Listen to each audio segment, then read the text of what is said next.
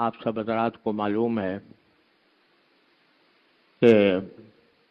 فلسطین میں ایک بہت ہی شدید معرکہ برپا ہے۔ فلسطین کی زمین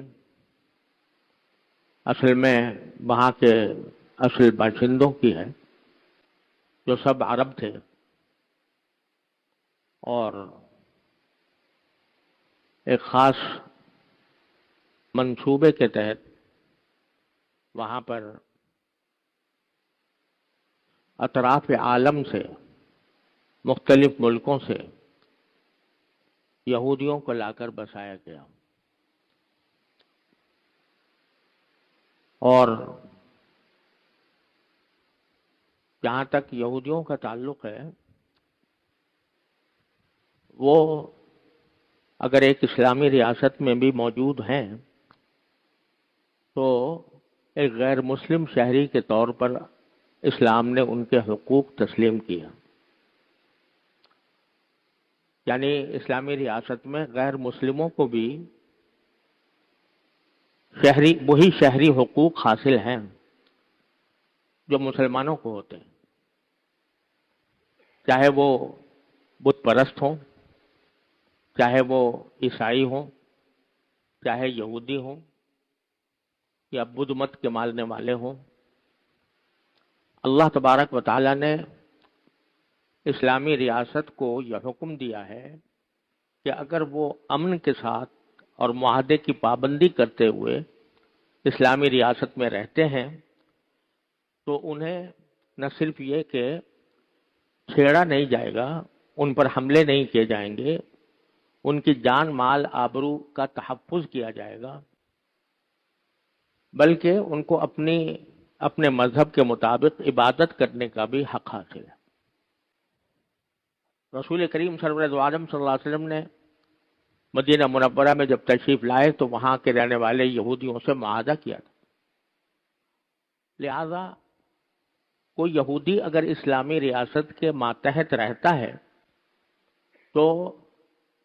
اگر وہ کوئی فتنہ برپا نہیں کرتا، امن کے ساتھ رہتا ہے، ملکی قوانین کے مطابق زندگی گزارتا ہے، تو اسلام کو اس کے اوپر کوئی اعتراض نہیں ہوتا۔ لیکن ان یہودیوں کو اطراف عالم سے لا کر ایک خاص منصوبے کے تحت فلسطین میں جا کر بسایا گیا، اور وہاں سے اس کے اصل باشندوں کو وہاں سے دھکے دے دے کر نکالا گیا، اور یہودیوں کو لا کر پوری دنیا سے جمع کر کے آباد کیا گیا۔ یہ عام یہودی بات نہیں تھی، بلکہ اس کے پیچھے آپ نے لفظ سنا ہوگا صہیونیت، جسے انگریزی میں زائنزم کہتے ہیں۔ یہ ایک خاص نظریہ تھا اور ایک خاص منصوبہ تھا۔ وہ منصوبہ یہ تھا کہ یہودی ہی سارے دنیا پر حکمرانی کا حق رکھتے ہیں، اور یہودیوں کی ایک ریاست اس جگہ قائم ہونی چاہیے جہاں پر بیت المقدس واقع ہے، اور وہاں سے پھر یہ دوسرے قریبی ملکوں کے اوپر بھی حملہ آور ہو کر وہاں اپنی ریاست قائم کریں گے، ریاست کو توسیع کی جائے، ریاست کی توسیع کی جائے۔ چنانچہ پہلے انہوں نے وہاں پر کچھ زمینیں خریدنی شروع کی، اور اس غرض سے خریدی کہ تاکہ یہاں پر یہودیوں کو لا کر آباد کیا جائے۔ یہودی اگر کوئی زمین عام ہمارے ملک میں بھی اگر کوئی خریدنا چاہے تو ہمیں کوئی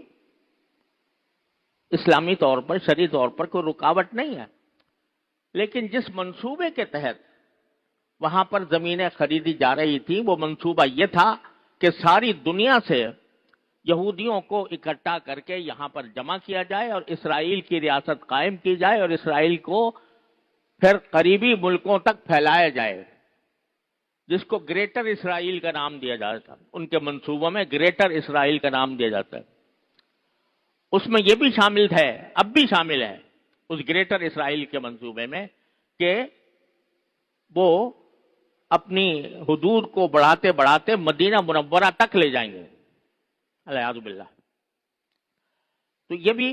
اور بلکہ پھر اصل منصوبہ تو یہ ہے کہ پوری دنیا پر ہماری حکومت قائم ہے۔